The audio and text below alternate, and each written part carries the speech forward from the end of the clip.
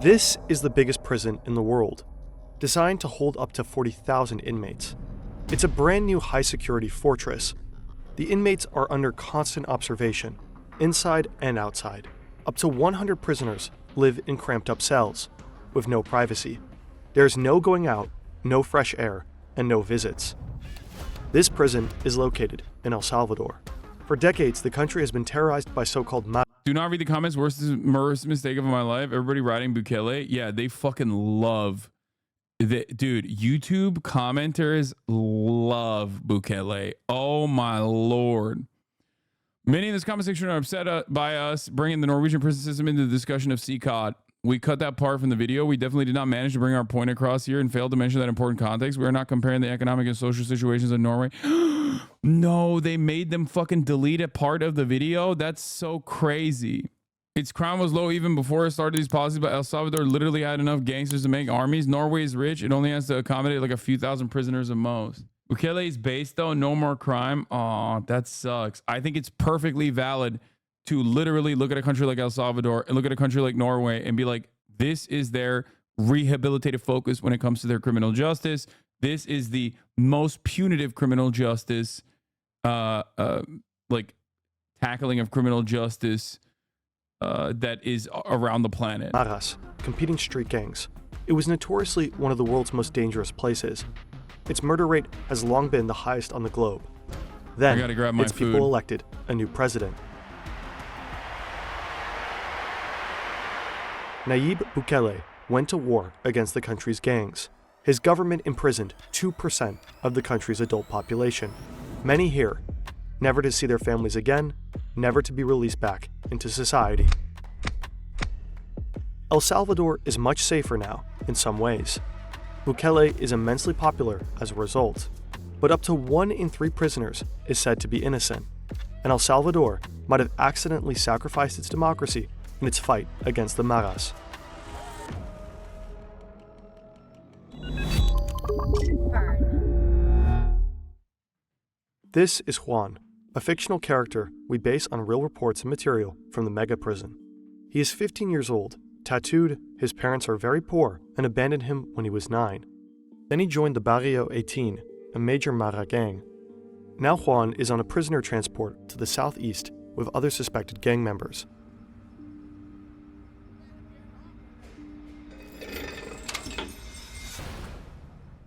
Three years earlier, Nayib Bukele became president of El Salvador. He's much younger than your average politician. He knows how to use social media and quickly rose to power. Fighting the Maras dominated his political career. The gangs have their origins in US cities like Los Angeles. After the young migrants were deported in the early 90s, they took control of the streets back in Central America. They've been terrorizing El Salvador for decades. Extortion, arms trafficking, and drug dealing. Maras rule entire communities and districts. They often recruit orphans and leave children in poverty with no choice. Join or die. During gang wars, innocent bystanders are often caught between the fronts on the street. The Maras have attacked and set fire to buses on several occasions, even with innocent civilians inside them. In 2015, 18 people were murdered every day. El Salvador has a population of over just 6 million, which equated to over 100 murders per 100,000 inhabitants. A sad global record. As mayor of the capital, San Salvador, Bukele used mild means to fight this violence. Youth centers, streetlights, infrastructure, and education helped. Many voters like that. Now as president, he's changing his strategy. Oh yeah. He wants to rule with an iron fist. At the beginning of his first term in fake leftist, bro. Fake leftist all around, okay? Office, the murder rate in El Salvador actually falls. But it also fell before that, and there are considerable doubts as to whether this was really due to his security politics. Also, Bukele is said to cooperate with the gangs. The Maras are supposed to keep a low profile and reduce the murder rate. In exchange, Bukele promises benefits for imprisoned gang members. The gangs seem to have agreed and the violence decreases. Bukele denies any such deal has been made. Either way, in 2021, the population rewards Bukele and his party with a majority in parliament, and with more power.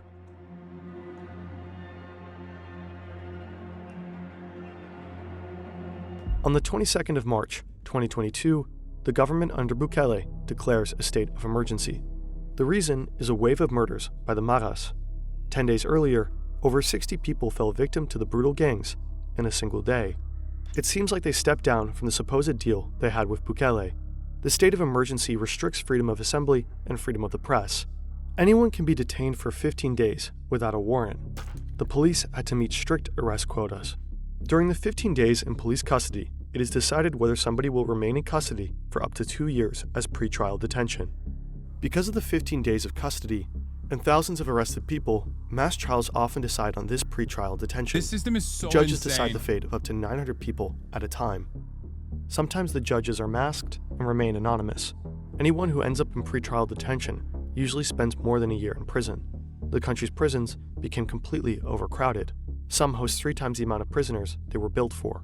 The conditions are brutal. Guards torture and most likely sometimes kill inmates. In the first year of the state of emergency alone, there are over 150 deaths in the prisons. Dead bodies are reportedly disposed of in mass graves, relatives not informed of the deaths. To free up the regular prisons and to house convicted gang members, this new mega prison is built in 2023. Gang members have officially been classified as terrorists since 2015. Accordingly, the prison is called Center for the Confinement of Terrorism, or CECOT for short. Juan arrives there now. After a good hour, the bus reaches a massive complex, surrounded by a 2-kilometer long and 11-meter high wall. It is supposed to be able to withstand car bombs. Hundreds of soldiers from the surrounding barracks can be called up to CECOT within minutes. After the gate opens, Juan drives past high fences, watchtowers, and huge halls. The bus comes to a halt again in front of one of them. Juan has to hand over all his possessions and get x-rayed. He is given a white t-shirt and trousers. His head gets shaved. Then Juan is taken to his cell. He shares it with around 90 other prisoners. This 4-story metal shelf is his only place to sit. He can use his towel as a pillow. He has to sleep on it at night, if he can. The light in the hall is on 24/7, and it is always bright as day. Juan quickly loses all sense of time. There are no windows. He can't look outside, let alone go outside. In contrast to many other prisons, there is simply no outdoor area for inmates. Escape is utterly impossible. We saw the real images from that one Mexican YouTuber who was so far up Bukele's dick. It's harrowing. It's gruesome. It is straight up. It is straight up torture. Like it's shit that you see on movies and on TV series, like it's Andor.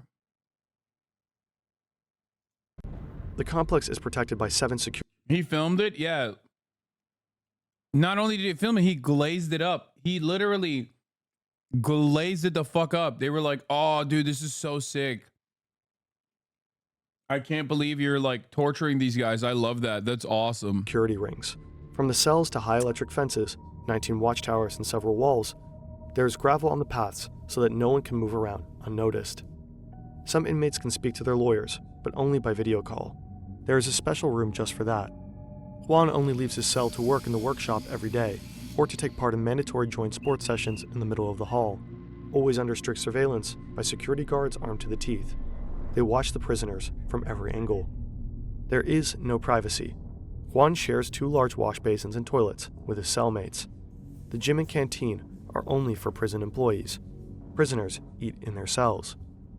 So it's a real highlight when Mexican YouTuber Luisito Comunica comes by with his camera crew.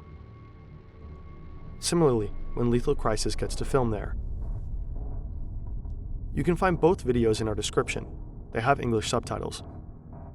Some inmates may try to send a message to the outside world while being filmed. Anyone who's caught doing that or causes disturbance is put in a solitary cell. These are concrete bunkers with a water basin, a toilet, a simple concrete bench. There is no lighting in these cells. It is pitch black.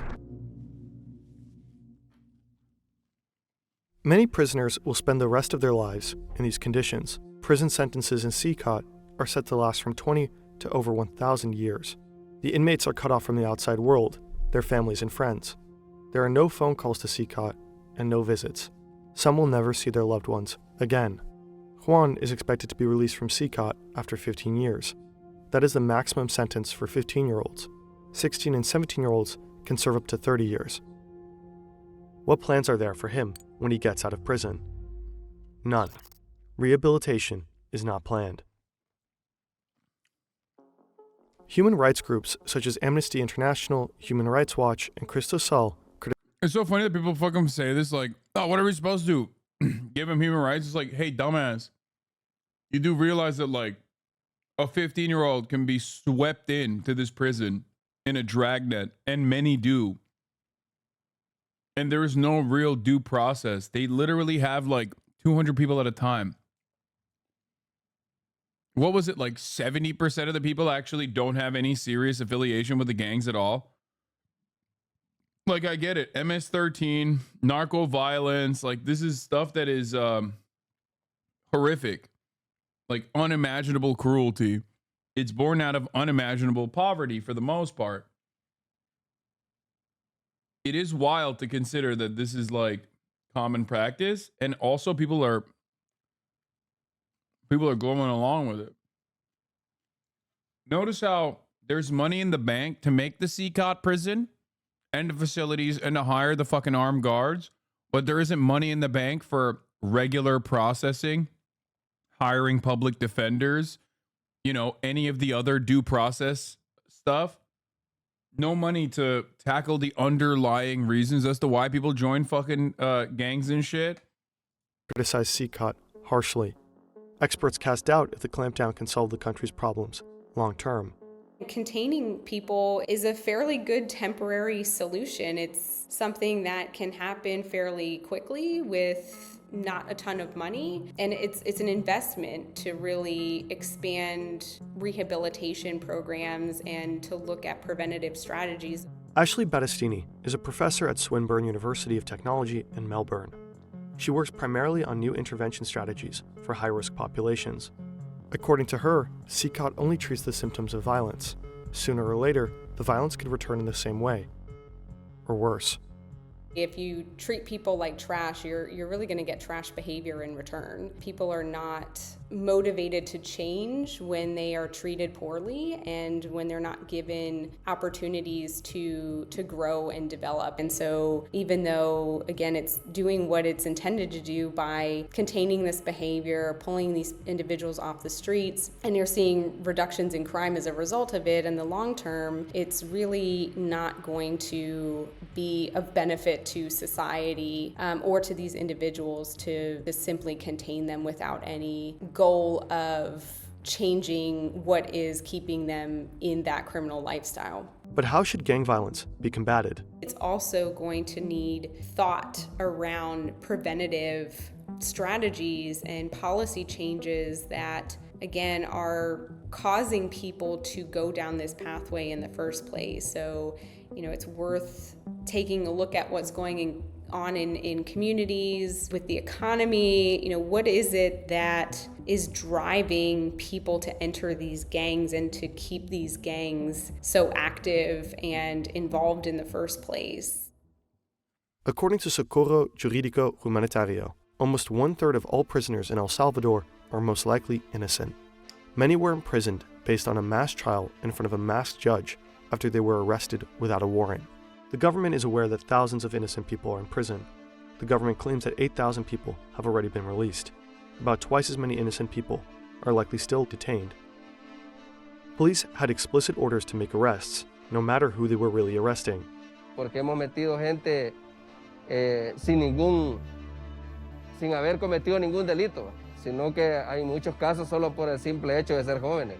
Las patrullas tenían que detener cierta cantidad de gente diaria para que la suma de detenidos fuera aumentando, ¿va? Y así decir de que si no deteníamos a 20 personas, no podíamos regresar a la base. O sea, y allí fue que allí agarrábamos a cualquiera. Dude, you build a fucking multi-million-dollar new prison facility, you got to fill it up somehow. You know what I mean? You can't just like let it stay open and empty. That's a waste of resources.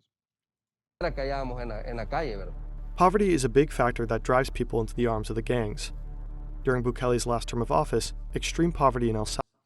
I understand that Bukele's methods weren't good and these prisons are human rights abuse, but you're talking about a weak Central American economy completely compromised by gang violence. Yeah, dude, the only difference between Bukele's methods and gang violence is that Bukele is doing it and saying that they're doing it as like the government. That's it. I don't think people understand that because we have no way of like looking at police as a gang. We have no way of looking at the army as a gang, but functionally the way that they're operating is unironically the exact same. They just have more resources. Like we're talking about a mass torture prison where 1/3 of the apprehended are literally innocent, like directly innocent. The rest of it probably have loose gang affiliations and not necessarily like full-blown criminals, none of which deserves the 24/7 torture that they're experiencing regardless.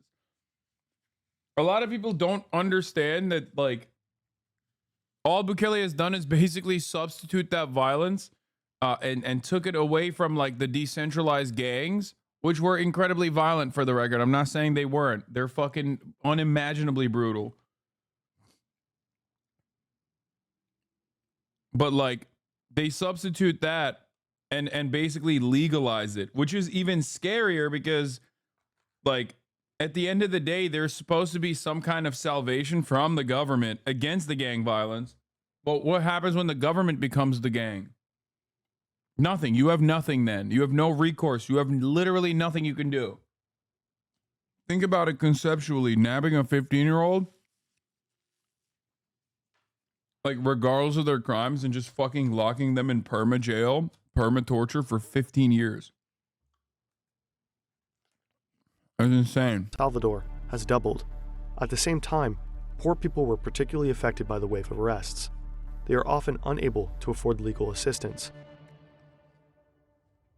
Nonetheless, many people of El Salvador view all of this as an incredible success story for Bukele. Over 70,000 arrests since the beginning of the state of emergency, opening the largest prison in the world, a historically low murder rate. According to the government, just under 500 murders in 2022 and only 154 murders in 2023. El Salvador went from... Yeah, there's suspicion that they're also refusing to log the consistent murders as well. Like there are still murders happening and they're just not logging them. It's simply a missing person. From one of the most violent countries in the world to one of the safest in Latin America.